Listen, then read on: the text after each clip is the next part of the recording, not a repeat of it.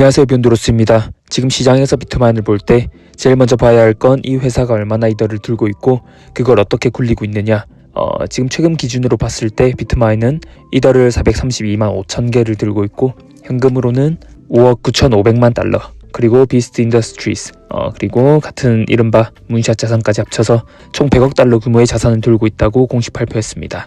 이 중에서 이미 약 289만 개 이더가 스테이킹에 들어가 있고 이더 가격 2,125달러 기준으로 약 62억 달러 규모입니다.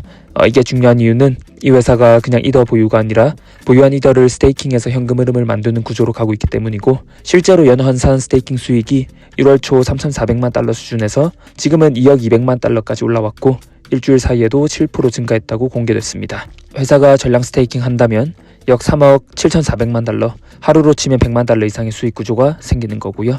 또 하나 봐야 할 포인트는 비트마인이 지금 이더 전체 공급의 3.58%를 보유하고 있고 목표로 내건 알케미 오브 5%까지 이미 72% 이상 왔다. 이건 그냥 트레이딩 회사가 아니라 이더를 장기 트레저리 자산으로 쌓아가는 구조라는 뜻입니다. 그리고 거래대금입니다. 최근 5일 평균 기준으로 비트마인의 미국 전체 종목 중 거래대금 107위, 하루 약 13억 달러가 거래되고 있습니다. 이건 단순 테마주나 소형주에서 보기 힘든 수준의 유동성입니다. 유동성이 있다는 건 단기적으로 변동성은 크지만 동시에 시장 안에서 자본이 계속 들어오고 나갈 수 있는 통로가 열려있다 라는 뜻이고요. 정리하면 비트마인은 이더 가격에 베팅한 구조이면서도 자산가치 NAV와 높은 거래대금 덕분에 지금까지는 이 전략을 계속 밀어붙일 수 있는 여건을 유지하고 있습니다. 이제 이더 쪽 데이터를 보겠습니다. 이 슬라이드를 보시면 2018년 이후로 이더는 최소 8번 고점 대비 50% 이상 빠지는 조정을 겪었습니다. 낙폭도 마이너스 46%, 57%, 62%, 64%, 심지어 81%, 91%까지 갔던 구간도 있었습니다. 중요한 건 이 하락이 한 번도 안 아팠던 적은 없고 이더는 구조적으로 상승 사이클 중간중간에 굉장히 깊은 조정을 반복해왔습니다. 그런데 동시에 저희가 볼 수 있는 것은 8번의 큰 하락 이후에 모두 V자 형태로 회복 구간이 나왔다는 점입니다. 물론 회복까지 걸린 시간은 다 달랐고 바닥을 정확히 맞춘 사람은 거의 없었습니다. 하지만 구조적으로 보면 깊게 빠질수록 변동성은 커지고 이후 반등도 커지는 패턴이 반복됐다는 것을 알 수 있습니다. 여기서 비트마인 얘기로 다시 돌아오면 이 회사는 이더 위에서 레버리지 구조가 얹혀있는 형태이고, 그러니까 이더가 마이너스 60% 빠지는 구간에서는 비트마인 주가는 그보다 훨씬 더 과하게 흔들리는 것이 정상입니다. 반대로 이더가 회복 사이클로 들어가면 비트마인은 단순 추종보다는 증폭된 형태로 반응하게 되겠죠. 이걸 투자 관점에서 정리하면은 비트마인은 이더가 언젠가는 회복할 거라는 가정 위에 서 있는 구조이다. 대신 그 대가로 중간 과정의 변동성은 훨씬 더 크게 감당해야 하는 종목이다. 그래서 이걸 볼 때는 지금이 바닥이냐 보다는 이더의 장기 추세를 어떻게 보느냐, 그리고 이 변동성을 견딜 수 있느냐가 훨씬 더 중요한 질문이 됩니다. 최근에 미스터 비스트가 스텝을 인수했습니다. 10대용 은행 앱이라고 알려져 있고요. 이거는 브랜드 확장처럼 보이는데 사실 첫 금융 경험에 입구를 산 것이다 라고 얘기할 수 있습니다. 스텝은 10대와 젠지를 위한 금융 앱으로 수수료 없는 계좌, 카드, 신용기록 구축을 하고 저축과 기초 투자 기능을 이미 갖추고 있고 사용자도 700만 명 이상입니다. 핵심은 기능이 아니라 사용자 구성인데요. 금융을 처음 접하는 세대를 이미 안에 넣어둔 플랫폼이라는 점입니다. 미스터 비스트는 더 이상 단순한 유튜버라기보다는 비스트 인더스트리스라는 지주구조 안에서 패널 구독자가 아니라 사용자로 전환하는 사업을 하고 있습니다. 비스트 부스, 비스트 모바일, 그리고 금융까지. 공통점은 생활 영역으로 들어가는 플랫폼화라는 것이죠. 여기에 비트마인이 2억 달러를 투자했고 톰린은 이걸 세계 최대 크리에이터 플랫폼과 이더리움 플랫폼의 결합이다 라고 말하고 있습니다. 또 미스터 비스트 쪽은 이미 미스터 비스트 파이낸셜 상표를 출원해서 금융 서비스를 확장해오고 있다는 점이 확인되고 있습니다. 그래서 이 거래의 본질은 첫째로는 젠지, 금융 문해력에 입구를 선점한다. 둘째로는 광고 의존 모델에서 잔고 거래 반복 사용이 남는 금융 인프라로 이동한다. 셋째로는 기존 사업 결제와 보상을 스텝 계좌 안으로 묶어서 생활 단위 플랫폼으로 확장을 한다.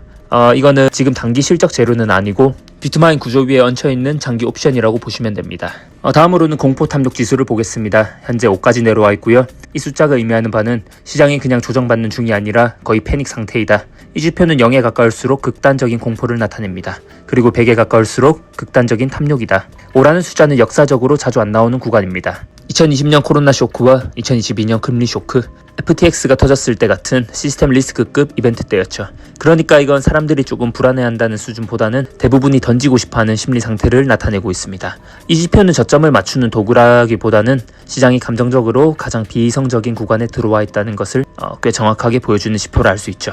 역사적으로 보면 공포 탐욕 지수가 10 밑으로 내려간 구간은 항상 나중에 보면 매도보다 매수가 훨씬 유리했던 구간이었던 경우가 많았습니다. 물론 그 다음에 더 빠질 수도 있지만 이 지표 하나로 사실 바닥 단정을 다 할 순 없죠. 그래도 지금 무조건 바닥이다는 아니지만 시장 참여자 대부분이 공포에 의해 판단하고 있다. 그거는 맞습니다. 지금 뉴스도 트위터도 유튜브도 전부 비관 쪽으로만 과장되고 있는데요. 그리고 늘 그렇듯 이런 구간이 오면 되게 다양한 이유에서 코인이라는 섹터가 존재가 없어질 것이다라는 다양한 근거들이 나오고 있죠. 그런 것들은 필수 불가결하게 이런 상황이 오면 나오게 되어 있습니다. 지금은 CPI 둔화와 경기 둔화 신호, 연준 정책 리스크까지 다 겹치면서 시장 심리는 딱 최악의 시나리오만 가격에 반영하는 단계에 들어와 있다고 보이고요. 곧바로 반등을 보장해주진 않지만 적어도 리스크 리워드 관점에서는 점점 한쪽으로 기울고 있다라고 보입니다. 저는 개인적으로 이 구간이 바닥이다를 절대 맞출 순 없는데 이런 구간에서 안 사면 언제 사냐라고 생각하고요. 바닥을 맞출 수 없기에 보이는 데이터에 의존해서 데이터에 따라서 저희는 분할 매수하는 구간을 찾아서 하면 됩니다. 기관들은 매집을 하고 있죠. 이번 13회표를 보면 비트마인은 한 군데가 아니라 두 군데 기관이 동시에 포지션을 크게 늘렸습니다. 먼저 마렉스 그룹은 150만 주에서 1000만 주로 분기 대비 560% 증가를 시켰고 평가 금액은 약 2억 7,200만 달러 정도입니다. 이 정도 증가는 단순 리밸런싱이나 지수 추종으로는 설명이 안 되고요. 사실상 새로 큰 포지션을 만들었다고 보는 게 맞습니다. 그리고 블랙록 보유 주식이 900만 주 분기 대비 165% 증가했습니다. 평가 금액은 약 2억 4,600만 달러이고 이건 이미 이야기했지만 조금 늘렸다는 수준을 넘어서 익스포저를 의도적으로 키운 움직임이다 라고 보시면 됩니다. 마렉스는 원래 원자재 파생 트레이딩 쪽에 강한 금융회사이고 블랙록은 말할 필요도 없이 글로벌 자산 배분 플레이어이죠. 이 두 성격이 다른 기관이 동시에 비트마인을 늘렸다는 것은 비트마인을 이더 구조, 스테이킹 스윙 모델, 밸런스 시트 전략까지 포함한 구조적 포지션으로 보기 시작했다는 신호로 해석하는 게 더 자연스럽습니다. 기관도 틀릴 수 있고 시장은 더 흔들릴 수도 있지만 개인 투자자 심리가 바닥일 때 기관 자금은 하락 구간에서 포지션을 늘리고 있다는 것, 그것만 저희는 보면 됩니다. 미국에서 디지털 자산, 그러니까 크립토 시장의 시장 구조를 정리하는 법안입니다. 누가 규제하고 어떤 자산이 증권이고 어떤 자산이 상품인지 이걸 연방 차원에서 명확하게 하자, 그런 뜻이고요. 최근에 미국 재무장관 스콧 베센트도 CNBC 인터뷰랑 상원 청문회에서 이런 얘기를 했습니다. So I think it's important to get this clarity bill done as soon as possible. 이 법안이 통과되면 시장에 큰 안정감을 줄 것이다. 이거 없이는 미국에서 크립토 산업이 제대로 앞으로 나아가기 어렵다. 여기서 봐야 할 중요한 포인트는 크립토 시장이 흔들리는 이유 중 하나가 불확실성입니다. 가격이 빠지는 이유가 꼭 펀더먼털이 망가져서라기보다는 규제가 어떻게 나올지 모르고 SEC가 어디까지 건드릴지 모르고 이 상태가 계속되니까 자금이 위축되는 구조인 거죠.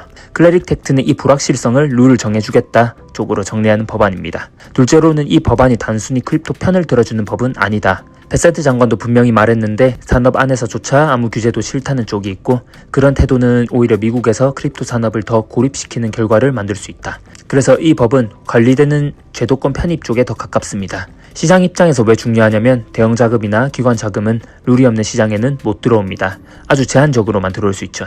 그래서 미국에서 크립토는 이 규칙 안에서 흘러간다는 기본 프레임을 만들어주는 작업이 필요하다 라는 얘기입니다. 그래서 재무부 쪽에서는 이 법안이 통과되면 시장 변동성이 큰 상황에서도 심리적으로 훨씬 안정될 수 있다. 이게 있어야 산업이 앞으로 나간다. 이렇게 강하게 말하고 있는 거고요. 물론 이 법 하나로 가격이 바로 오르고 내일 불장이 온다 이런 얘기는 아니고 중장기적으로 보면 크립토를 제도권 자산으로 편입시키는 인프라 작업에 가깝습니다. 이런 인프라가 깔릴수록 기관 자금이 들어올 수 있는 구조적 길은 넓어지는 쪽으로 가겠죠. 정리하면 클래리티 액트는 단기 호재 뉴스라기보다 큰 방향성을 정하는 법이고 이게 통과되느냐 어떤 형태로 통과되느냐는 앞으로 몇 년짜리 시장 구조에 꽤 중요한 영향을 주는 변수이다 라고 이해하시면 됩니다. 그리고 어제 발표한 CPI를 한번 보고 가겠습니다. 헤드라인 CPI 그러니까 전체 소비자 물가는 전년 대비 2.4%, 시장 예상은 2.5%였습니다. 근원 CPI는 2.5% 예상치와 동일했고 전월 대비 CPI는 0.2%로 이것도 예상치보다 낮았습니다. 물가가 다시 튀어오르고 있다기보다는 적어도 지금 시점에서는 둔화 흐름이 나오고 있다. 특히 헤드라인 CPI는 최근 몇 개월 중 가장 낮은 수준이고 근원 CPI도 5년 만에 가장 낮은 구간까지 내려왔습니다. 연준이 계속 말하던 인플레이션이 다시 고개 들 수 있다는 우려와는 다르게 지금 당장 찍히는 숫자는 다른 그림을 보여주는 것이죠. 시장 반응은 그러면 금리를 이렇게까지 세게 유지할 필요가 없지 않나, 이런 쪽으로 해석이 길고 있습니다. 흔히 말하는 시나리오로 정리하면 지금 상황은 골디락스에 가까운 데이터 조합이다. 고용은 아직 무너지지 않았고 물가는 다시 폭등하지 않고 그러면서도 경기 침체라고 부를 정도로 급격히 꺼지는 숫자도 아니다. 보통 시장이 제일 싫어하는 게 뭐냐면 경기는 뜨거운데 물가도 다시 오르는 상황입니다. 이러면 연준이 금리를 더 오래 더 세게 가져갈 명분이 생기기 때문이죠. 그런데 이번 데이터는 반대쪽에 가깝고 경기는 버티고 있고 물가는 내려오고 있다. 그래서 발표 직후에 주식이든 크립토든 전반적으로 숨통이 트이는 반응이 나왔습니다. 자, 그럼 이걸 비트코인 차트랑 연결해서 보면 어떻게 보이느냐? 비트코인은 한동안 하락 채널 안에서 계속 눌려 있었죠. 중간에 파란색 추세선을 잠깐 이탈하긴 했지만 CPI 발표가 호재로 작용하면서 다시 하락 채널 하단 쪽에서 반등 시도가 나온 상태입니다. 2월 초에 거래량이 크게 터진 구간이 있었는데 이건 전형적으로 패닉셀과 저가 매수 유입이 동시에 나온 흔적입니다. 요약하면 손바뀜이 꽤 강하게 일어났다고 볼 수 있는 구간인 거죠. 지금은 그 이후 거래량이 줄어들면서 시장이 다음 방향을 정하기 전에 숨고르는 구간에 들어간 모습이 보인다. 기술적으로 보면 MACD는 아직 마이너스 영역이긴 하지만 히스토그램이 줄어들면서 하락 에너지가 서서히 소진되는 모습을 보여주고 있고 RSI도 과매도 구간에서 벗어나서 반등 시도 구간에 들어와 있습니다. 상승 전환이라고 말하기 이르고 특히 72K 부근 하락 채널 상단 저항이 남아있고 굉장히 중요한 가격대라고 보입니다. 왜 72K냐 하면 여기가 예전에 지지선 역할을 하다가 깨진 자리이기 때문입니다. 기술적으로 이런 자리는 다시 올라갈 때 강한 저항으로 작용하는 경우가 많습니다. 그리고 심리적으로도 70K를 회복하고 그 위에서 72K를 안착하느냐 못하느냐가 이 반등이 그냥 기술적 반등인지 추세 전환 시도인지를 가릴 수 있게 되는 기준점이 될 수 있습니다. MACD로 보면 72K를 돌파하는 시점이 시그널선 교차, 즉 골든크로스가 확인되는 구간이랑도 거의 겹칩니다. RSI도 지금 30대 중반인데 72K 근처까지 오면 중립선인 50을 회복하게 되겠죠. 이 그래프는 그냥 재미로 한번 준비해봤습니다. 공화당 중간선거 승률 그래프랑 비트코인 가격 그래프를 겹쳐놓고 두 개가 비슷하게 움직인다. 그래서 트럼프가 2026년에 비트코인을 올릴 수밖에 없다, 이런 이야기를 했습니다. 이 그래프 자체의 사실관계나 통계적 검증은 안 된 상태이고요. 이걸 근거로 정치가 비트코인을 끌어올린다 라고 단정하는 것은 데이터 분석적으로는 꽤 위험한 해석입니다. 상관관계처럼 보일 수는 있어도 그게 곧 인과관계를 의미하지 않거든요. 그래서 이 그래프는 예측 도구는 아니고 이런 서사가 돌고 있다, 그냥 분위기 참고용 정도이다. 즉 맞다 틀리다를 따질 근거는 없고 이 그래프가 나타내는 것은 선거가 가까워질수록 정부와 정치권이 시장을 그냥 두겠느냐, 이 부분을 얘기하고 있습니다. 선거를 앞둔 시기에는 거의 예외 없이 경기 둔화는 최대한 완화하려고 하고 금융시장은 안정시키려고 하고 최소한 패닉처럼 보이는 그림은 피하려는 압력이 커집니다. 이건 특정 정당이나 특정 인물의 성향 문제가 아니라 정치 구조 자체의 문제에 가깝죠. 경기가 망가진 상태, 자산시장이 무너진 상태로 선거를 치르고 싶은 정부는 거의 없습니다. 지금 상황을 봤을 때 인플레이션 둔화 신호가 나오고 있고 반대로 경기 쪽은 점점 부담이 커지고 있고 시장 심리는 공포 탐욕 지수가 5까지 내려갈 정도로 위축되어 있고 여기에 규제 불확실성, 정책 변수까지 겹쳐 있는 상태입니다. 이런 환경에서 정책 쪽이 아무런 액션을 안 취한다는 것은 오히려 더 비현실적이고요. 금리든 규제 프레임이든 유동성이든 어떤 형태로든 완화 쪽 신호를 줄 수밖에 없는 구조로 갈 가능성이 높다. 이건 비트코인을 위해서라기보다는 경제와 금융시장 전반을 위해서입니다. 그래서 정리해보면 선거가 가까워질수록 시장을 방치하기는 어려운 구조다. 그 과정에서 리스크 자산 전반, 크립토도 같이 영향을 받을 가능성은 충분히 열려있다. 이 정도까지는 논리적으로 충분히 생각해볼 수 있는 시나리오라는 것입니다.